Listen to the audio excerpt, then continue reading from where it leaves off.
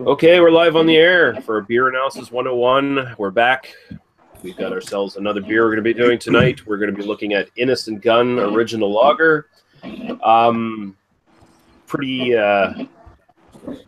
famous beer for, well, I guess personally connected beer for some of the members of this panel, especially a very, very pale one with no pigment at all in his skin or hair. Did you say we're drinking the original lager? Because I didn't buy that. Yes, I didn't get that either. No, did I say original lager? You fucked us up, Lee. Wishful thinking. Oh well, Innis Gunn Original. Jesus Christ, I just started saying Guinness and one for some reason. I don't know what that was. Spoilers. All right, so here we are. I'm going to introduce the panel before this really turns into a fucking Terrio show. So from my left, going all the way over, the albino rhino himself. How you doing, sir? Just peachy keen, sir. Just peachy keen. All right. Average Joe, how are you, sir? Yay, yay! I'm all right. Okay, I'll take that as a good, or you just went insane, one or the other. Next, we have the lesser Greg. How you doing, sir? He's talking to that guy. No, I was talking to you. Oh, fuck you. I'm doing great because I'm about to have a Guinness and Gunn lager. It's fantastic. Yeah. And in the basement, we have Chris Lizak. How you doing, sir? I'm good. Thank you very much for having me today. And I'm in Chad's basement. So I'm in a basement, but in Chad's basement. Awesome. Next, we have the Flying Frenchman himself, Guy Lachance. How you doing, sir? It's hump day. It's hump Oh, day. boy. It is. I wish. And we have a new member to the panel this week. Craig, how you doing, sir? Kent Beer Reviews. Hi, not too bad. Thanks for inviting us and all that. Yeah. Classes join up a little bit. Instead of having these really terrible accents, we'll actually have a attractive one. Next up, he's battling. Harassment. Shut up. He's battling perhaps a little bit of a cold or allergies, or he's just being a whiny bitch looking for attention. Nick, how you doing, sir? Very funny. Well, other than having the Don Rick style cold. What? Man, you sound awful, Nick. Yeah. This is my normal voice. What are you talking about? When you tried to speak, sounded like a motorcycle's coming out. Yeah, that's just what I was getting at. You sound like Tomiko. Nick, control your bowels, buddy. All right, so yeah, we're going to be doing Innis Gunn Original, and we'll get into a little short history for this beer. It was established in 2003. Innis Gunn is in Edinburgh, Scotland. At least their offices are. I believe is the actual brewery that they bought, Rhino. Is that in the in Glasgow in the Well Park CNC Brewery? Is that the? They bought the Ivern Soul or whatever it is there. Oh, okay. Well, then they need to update their fucking Wikipedia and shit. I think they still list where they were sort of contract brewing for the most part at the time. Yeah, they used to contract brew at his dad's brewery, the Caledonian. Oh, okay. Really? I thought they had. Okay, I must have been thinking of a different family because I thought they had a falling out or something. The Inverlemond is the one they bought. Okay. So I don't know what this Well Park CNC Brewery stuff is then. But I guess they were first established after Dougal, who's the owner. He was contacted by the William Grant Distillery to produce a beer to put in their barrels, to basically season their barrels for their ale cask reserve whiskey. And apparently they're just throwing the beer out. So it was just a basic sort of British bitter, nothing special. They were just putting it in the casks and then they were throwing it out. But apparently, as the story goes, some of the workers were just siphoning the beer off for themselves and drinking it instead of throwing it out. And they just sort of discovered that, hey, it actually tastes pretty goddamn good after it comes out of the barrel, so maybe we should move forward and make a product out of it. So they did with Innis Gunn in 2003. They say it's matured 77 days in bourbon casks and over bourbon-infused heartwood.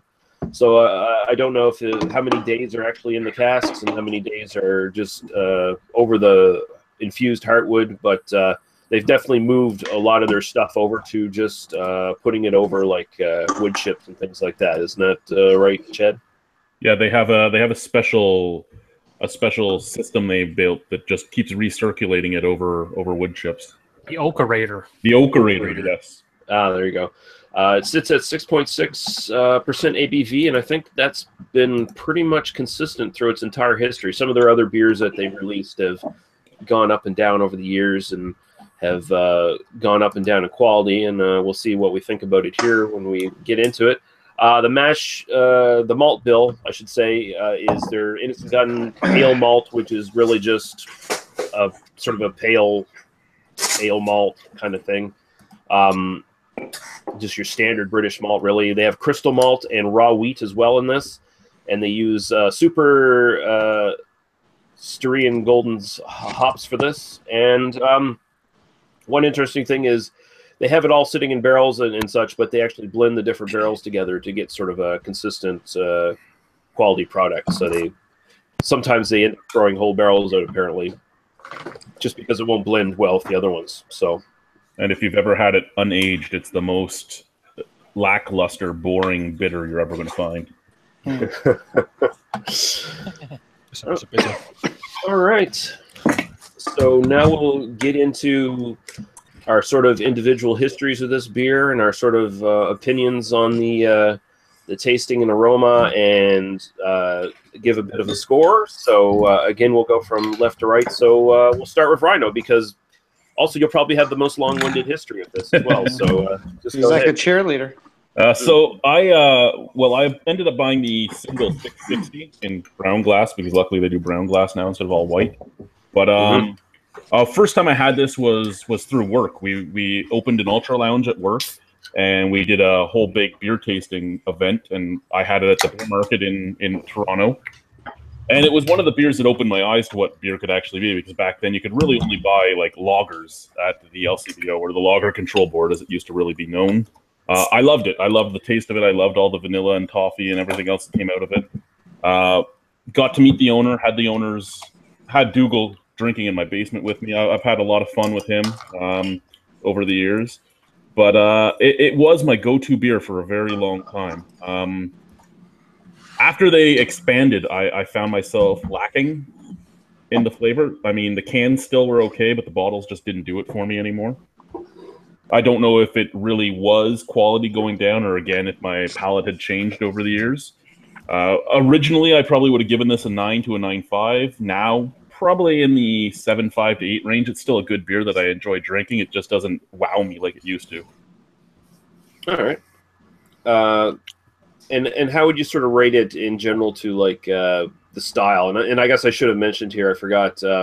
It's been classified both as like an English strong ale, a Scotch ale, which is actually a bit different than just a Scottish ale, and of course, then some people just say barrel aged ale, basically. So how do you think it sort of compares to other sort of ales in that style as being like a barrel aged beer? Well, knowing what it tastes like without the barrel aging, because I have had that at their Bartender's Choice event. They let us try it before it was aged, and it was boring as hell then. If I was looking at it before it was aged as any of those, I'd probably give it like a 3 or a 4, because there was no flavor to it at all. Everything that's coming out of this is coming out from the Okerator and the casks and everything else. So as a barrel-aged beer, I mean, it was one of the first widely available barrel-aged beers, at least here in Ontario. Back then, again, I probably would have said it was like a 9 or so. Now, there's just so much that's been in a barrel a lot longer. I mean, remember, this is what, 77 days, something like that. So there's a lot of things that sit in barrels for a year, 2 years, 3 years even. So I don't think it's as good as those. I just think it's a solid everyday drinking beer that's available year round. Okay, so how would you sort of just rate it to style then? Like, what would be the score? If we're looking at it as like a barrel aged beer, I don't know, a 6 or 7. Mm-hmm. All right, Average Joseph, you're next. Well, I first had the beer in, I believe, early 2010, and that was probably within the first year of me actually having craft beer. So when I drank this, I was like, this tastes like no other beer that I'm familiar with, even when it came to craft beer, because there weren't, like Chad said, a lot of barrel-aged beers back, 7-8 years ago. I thoroughly enjoyed it back then. And even though I never really keep a staple in my fridge, I've bought this one quite a bit over the years, up until about 3 or 4 years ago, because I did see the quality go down, and for me anyway, or palate change, probably a little bit of both. When I first drank it, I liked that it wasn't overly bitter. It had the toffee and caramel and vanilla and the barrel character. And then it just got to a point where it became a little bit too sweet for me, and it seemed the complexity went down. So I started out really liking it. To this day, still like it back then. Like I fondly remember it being a great beer, but now I'm just like, yo, it's okay. It's all right. As far as an overall beer rating for me, it probably is like a 7 out of 10. I mean, I have no issues with it, but back, 7 years ago, this is probably in the 8.5 range easily, if not close to 9. But I just feel like my palate has changed so much, and that the quality of the beer probably has went down a little bit, that, I'll drink it, but I don't really care to seek it out.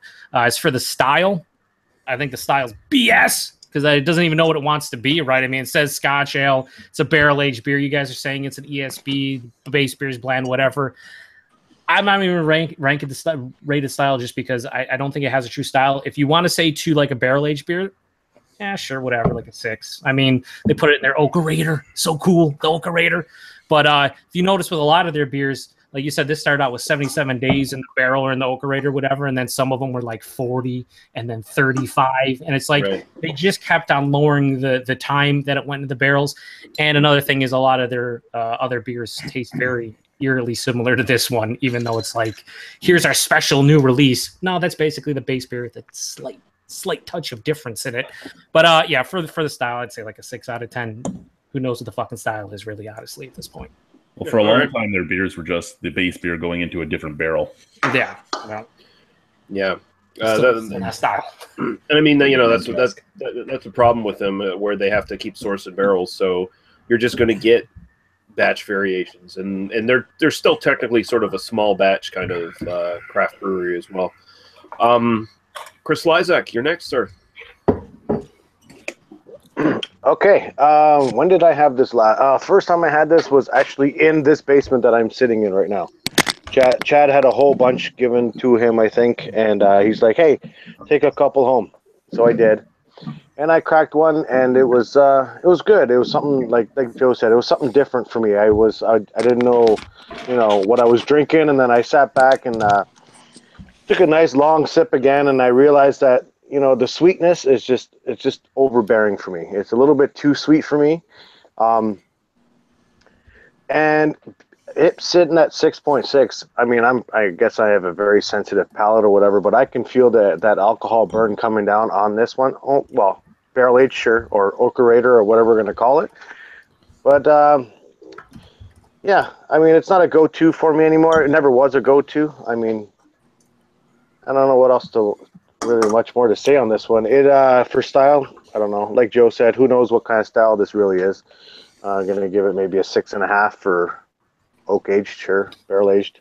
Out of 10 for me in taste and my overall enjoyment, give this a 6.5 for me. All right, cool. Next up, Guy, how you doing? Good, you? Good. So I think I remember just buying this once in a while, probably once a year. I was like just okay with it.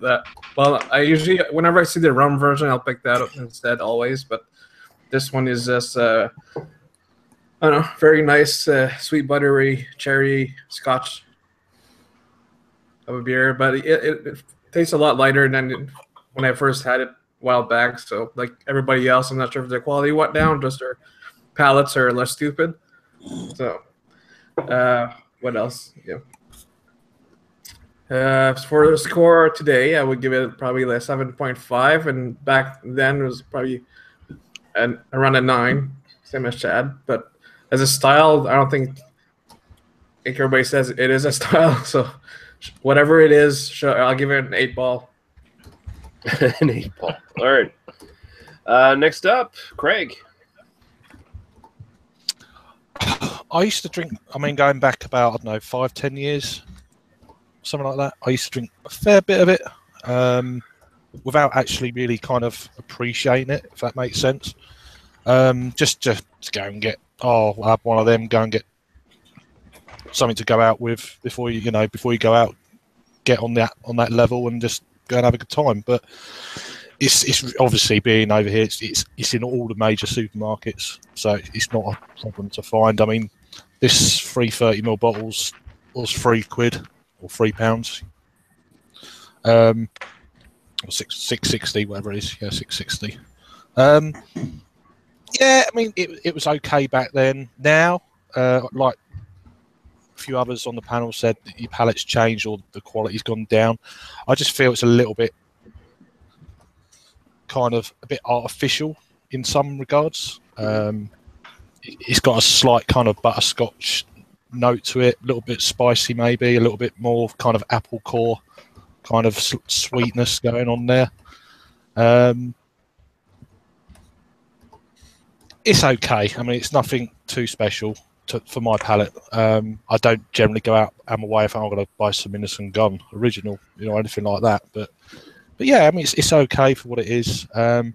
It's more. I mean, this is not really what I'd call a wee heavy or anything like that. Although this is quite a big ABV beer for a Scottish ale, Right. they're generally quite lower in the ABV. Regards to rating, then I'll give it a 6. Okay. And for my just like as a general barrel age style, where do you think that would sit? 5. All right, That's excellent. just No.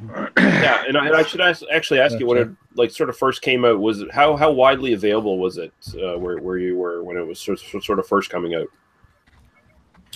it was patchy. But then as soon as it got to the supermarkets, then it grew in popularity. That was it. It was Right. just become, it went everywhere, and then the price even dropped as well, being in major supermarkets. So they must have put a squeeze in somewhere. But now it's produced quite largely. So It's like, Yeah. it's like the Labatt Blue. And here, that's what it seems like. It's like everywhere. yeah, over Yeah. there. I mean it's great, accessible. If no one's ever had a barrel aged beer before, it'd be one to try to start out with and see how you go with it.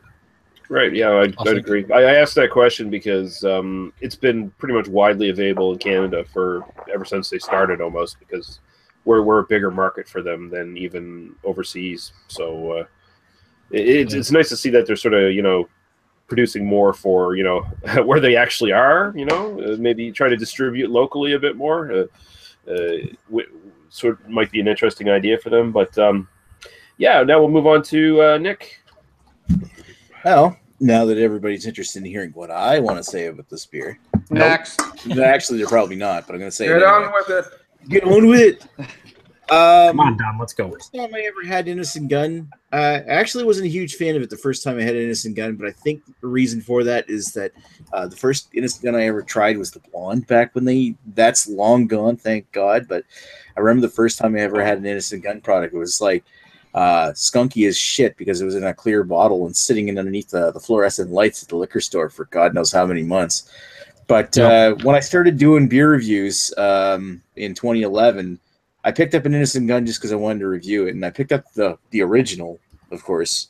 And when I reviewed that, I was completely blown away. It was just like, I think my exact words were, it was like sex in a bottle.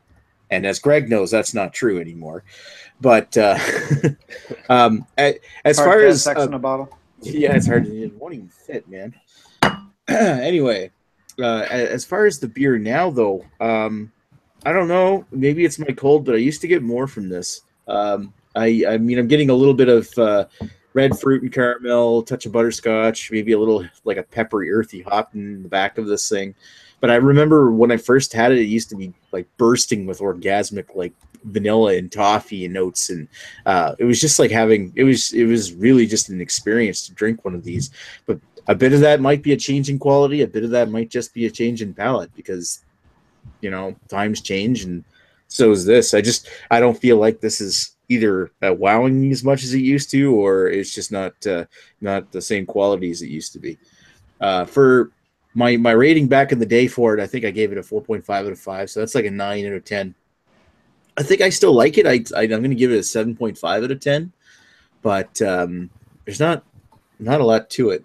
As far as when you rate it by a style, I think when you call it a barrel-aged beer, I think that this is a kind of beer that the style has changed under it. This is one of like the pioneers of the oak-aged beer style. And now everybody does it, and everybody does it better. As far as barrel-aged goes, I'm going to give it a 6. But you can't argue with how its impact on the craft beer market. Right, awesome. For me, by the way, the version I have is the 500 milliliter can, which I think has definitely helped them a lot. Their switch to brown bottles and cans is one of the good things they've done. Yeah, in the last few years. I'm actually drinking both right now, and I find the can is a lot better. Yeah, $3.99 here in the NSLC for our cans. I imagine the price is fairly similar in Ontario for the can version. Yeah. This has definitely gone down for me since I first had it. This used to be one of my favorite beers, one of my go-to beers. It's not anymore. As much as palate change is a thing, and it really is a thing, unless, of course, you burn your palate out with hot sauces while you're drinking beer and eating at the same time. This is... I feel like there's... The bigger they've gotten and the way they've sort of changed how they oak age everything, it's diminished the flavor a lot for this. A couple of you guys have noted how sweet it is now compared to when it first came out. When it first came out, it wasn't that sweet. Like, there was sweetness there, but you got more barrel character. You got the authentic sort of vanilla, the wood, just some bourbon-esque kind of flavors, and it just had a sort of a general kind of almost whiskey-ish kind of backbone to it that it really doesn't have anymore. Now, like, I can't remember who mentioned it, but there's very much like a kind of green apple kind of taste to it now in the aftertaste. That's very much there. But, you know, there's still some nice stuff here. Like, there's this sort of overall sort of butterscotch, toffee kind of aroma and taste. And no, I'm not reading from a script, Guy. Guy putting a little smart-ass fucking comment here. I'm looking at the beer while I'm drinking it. You motherfucker. This is all scripted, like reality TV. Yeah. Yeah. Fuck. We've been exposed. It's all scripted. But no, it's definitely gone down for me quite a bit. And at this point, I'd probably rate it about, just as a beer in general, I would go about 6 out of 10 is where I'd probably sit it now. I'm pretty sure I rated it fairly higher in my original review. I didn't go back to look, but and also as a style, again, many people here have mentioned it really isn't a style. It's just sort of a weird anomaly almost. It even out of just barrel aged stuff, it does it weirder and more different from everybody else. And yeah, as a style, especially barrel-aged style, it's been left behind by everybody else as far as I'm concerned. So it kind of sits on a 4.5 to 5 range for me, somewhere around there, honestly. I've just had so many beers that have used barrels in amazing ways. Honestly, I think their best beer they ever made was the original rum cask that they used to release as a specialty in the early years. It came in the black box and everything. That was an amazing beer. That was a world-beating fucking beer right there. That was a beer that used a rum cask and made an amazing fucking liquid orgasm that you just put right in your mouth. But yeah. But now their rum finish, it's probably still their better beer, but even then, it's not even a shade on what it was before. It's just nothing. But yeah, that's sort of where I sit on this. So I think our general consensus is, as a beer itself, it's somewhere in the 6 to 7 range, and to style, it's probably about around a 5 to 6, somewhere around there. Yeah, Joe. I want to add one thing about the style, because I feel like some people watch this, and even there's a couple comments right now about being a Scottish ale and stuff. So I mean, it's one of those things where it is a bunch of different styles. If you look at Beer Advocate, it says it's Scottish ale. You look at Rate Beer, it says it's a English strong ale. You look at Untapped, it says Scottish export ale. The reason why we can't rate the style is because no one knows what the fuck the style is. Honestly, also fuck Rate Beer. Mm-hmm. It's one of those things where it's a barrel aged Scotch ale of some sort, or barrel aged English strong ale of some sort. So when we're saying we can't rate the style, or we don't really know what the style is, I think that's a legit concern in my eyes. It's like, I mean, you guys know what the base beer is going in, but after that, it's a whole completely different animal. So it's kind of strange in that range that it I don't know. It's just confusing when you're talking about two styles. Again, if you talk to Google, it's an ESB that's then barrel aged. Then that does fit because ESBs are generally around that alcohol. But I mean, even then, this is really sweet for an ESB. Mm-hmm. I mean, ESBs are generally a bit fruitier, but not this sweet. And I don't find it cloying or anything like that. But and to be fair, if you want to rate it to a barrel aged ESB, I don't know how many examples out there, but there's not a lot probably in this world. So even in England, I doubt there's a lot of ESBs just randomly thrown into different types of barrels. I'm sure there's some, don't get me wrong, but it's not a common style whatsoever, especially in the barrel aged range of things, right? It's yeah. If anyone has any sort of final thoughts, just jump in. Well, I haven't gone yet. Can I go? Oh, I kind of figured. I kind of figured the less better Greg. Yeah, he's on to us. I know I'm an assorted individual, but please let me have a voice. Did I actually? Yeah, you skipped them, but I thought you did it on purpose. It was awesome. I also I did it on purpose. Yes. Gee, I'm sorry, Craig. Jeez, the lesser Craig is very forgettable. But the better Greg will have lots to say. Actually, I won't, because I'm basically going to say everything that everyone's already said. But I first tried it in 2012. I think after I had already watched Chad's review of it, where he had said it's like a 10 out of 10, best beer he had ever had, whatever he gave it. I tried it after I had already had a bunch of other craft stuff. I'd had some IPAs. I'd probably already had some barrel-aged stouts at that point. I think I had even had the Innis Gunn Canada Day 2012 at that point. And that beer actually blew me away. That at the time was a 10 out of 10 for me. I don't know if it would be now if I tried it, but then it was. I tried this. I thought it was good. I wasn't blown away by it. I probably gave it an 8 out of 10 at the time.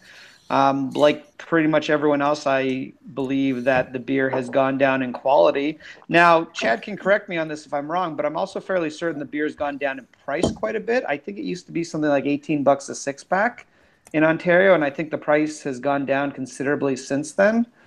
Yeah, even for the 660s, the big bottles, they used to be $8 a bottle, and now they're $4.95.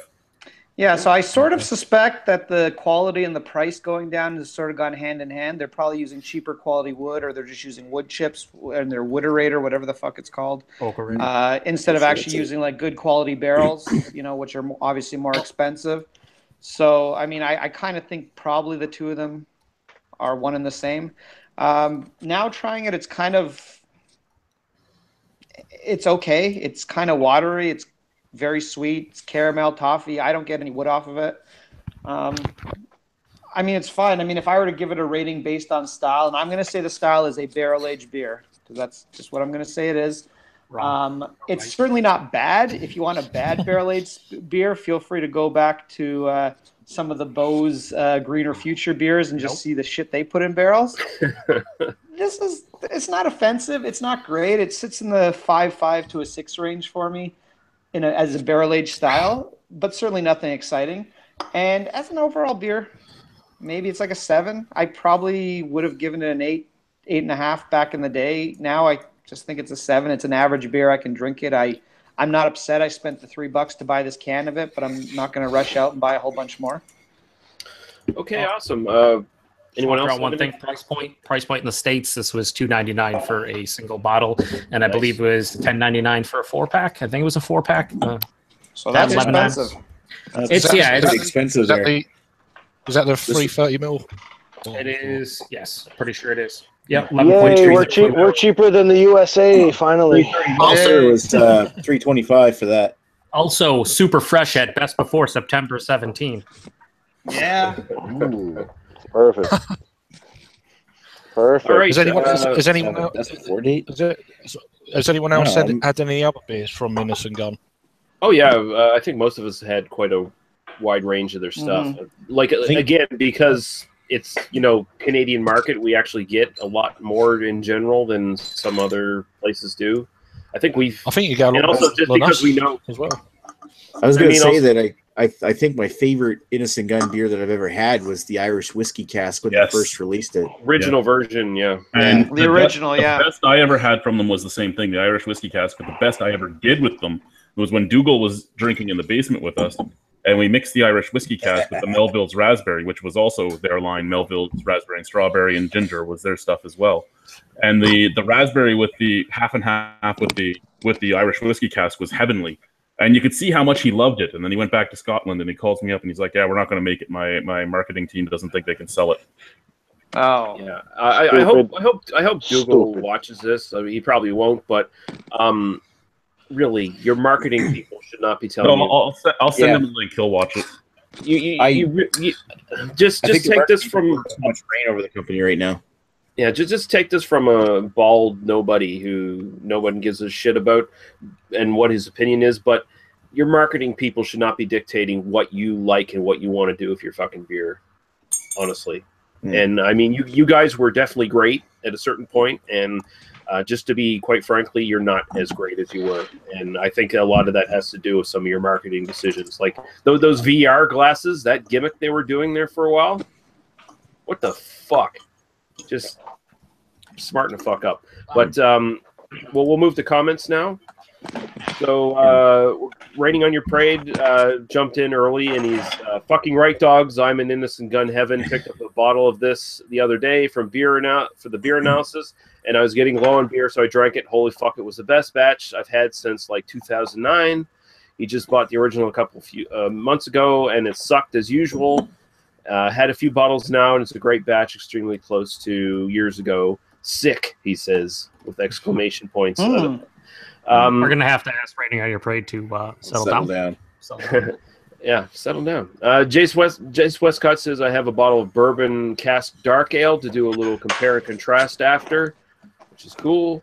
Booze Reviews CA says, I do enjoy a good Innis Gunn. Westcott said he paid $2.45 Canadian for a 330 milliliter can of Innis Gunn Original. Sweet. He says he tastes copper coin, toffee, and oak, medium light mouthfeel. 8 out of 10 for personal taste and 8.5 out of 10 for style. Oh, awesome. Good on you. He also someone likes it. Yeah, he also goes into detail for style here. He says ABV is too high for Scottish export ale. He says hot sauce, pickles. The oak bite used to be sharper. Maybe I'm crazy. No, I think you're right on that. I think there's more drying oak tannins in the past. Let's see. Raining on Your Parade says the sweetness is in full force, but this batch is going down smooth. Not good with numbers, but if the 2008 was a 10, this batch is an 8.5. Let's see here. Raining on Your Parade says, yeah, the wood chips are not cutting it. Basement Beer, who should be in here, I don't know why he isn't. He says, my opinion of Innis Gunn Original. I love the way it smells, but that's where my love for it ends. I don't enjoy the way it leaves a film in your mouth akin to a really ripe banana, and the taste is just a bit sweet for me. 6 out of 10. Malton Montreal says, wow, there's a lot of ugly people on this panel. Yeah, Fuck well. you. He's not wrong. I'll just tell you right now that Joe is the best looking guy here right now. I think my beard is epically beautiful. I don't know what you guys are talking about. All I gotta say, the best. All I gotta say to Malted Montreal is I've seen some of your whiskey shows, and you're not one to talk. That's all I'm saying. Shots fired! Bang bang! Shots fired! I'm the king. Nailed the king, baby. I agree with Jace's comment there. Malta Montreal says, this is one gangbang I'm glad I lost the invite to. Well, you weren't invited in the first place, so. That's right. So there. You didn't get the right keys. I don't know where the hostility is coming from because we never had a conversation about you being invited to this. So I don't know what's going on there, dude. Is there a heel turn? Heel turn randomly? Maybe. One of those Montreal wrestlers turning heel on us English speakers. It's like Kevin Owens from last night. I feel bad that I wasn't moderating. All right, so I guess we're done. We went a little long this time, but Ask one thing before we're done. This Innis Gunn related. Mhm. All right. I'm just kind of curious if did anybody try the Canada Day one from this year, the Canada Day 150? Yeah. And No, I didn't. Yeah. No, you didn't. The reason why I bring you that mean up the is one that's down here on Chad's table? Oh, crack it open, bitches. Nope. Live review. I just wanted to close out with some comments about how I've been feeling about Innis Gunn in the last couple of years. I find that they've been relying on just straight up the barrel age formula as a crutch the last several years, and the quality has gone downhill. Every single release, like the Kith and Kin, the Canada Day 150, I found that each release that they've had, while hyped and in great packaging, has been lackluster. And I find that it's a disturbing trend from a brewery that I used to really love. Yeah, I'd agree. I think they sort of when they originally started, they were sort of taking on some of the better aspects of like the sort of Scotch whiskey industry, where they had the sort of awesome packaging. They had their single releases were in boxes and stuff, and they were sort of like what you'd see like a Scotch come in a box, like a really fancy box, and the bottle looked classy. It had a classy label on it and all that stuff. And they sort of moved more to gimmicks, and their quality of their stuff has gone down. And you could actually kind of say that for a lot of Scotch whiskeys in the last few years too. They sort of had the same thing where they rely more on gimmicky packaging and this is exclusive, this is rare, this is the only one you can get, and the whiskey is not necessarily as good. So there's some parallels there, I think. But I have one question. This will be directed towards the man who lacks pigment. It will go like this. Do you know when they introduced the Okerator? Do you know if it was from the beginning or was something they developed over? No, at the beginning, everything was cask aged. It's as soon as they started putting finish on the bottles, that's when they had the Okerator. Okay, because that was where I feel like it coincided with with everything quality down. issues. Yes. Yeah. I feel that quality started going down right after he Googled me. That's on him. That's a personal choice. yeah, that's Sit him in the basement, get a recipe from me, make it, and don't say I gave him the recipe. Jesus. Well, I'm going to chime in here for a second and just talk about their marketing team and their whole strategy about doing gimmicks and stuff like that. How about you just don't worry about your marketing team and make beer great again? Go back and make beer great again. I mean, if you're in Chad's basement and you're mixing something and you love it, and your marketing team says it's terrible or they can't market it, maybe the marketing team needs to take a sip of the beer first before they even open their mouth. Chris, I just want to point out you are actually in Chad's basement right now. Yes, you are. And I'm gonna actually crack open this 150, and Chad doesn't know. Or does he? Oh. No, all right. I'm not gonna do it. The other thing the we're marketing. gonna close.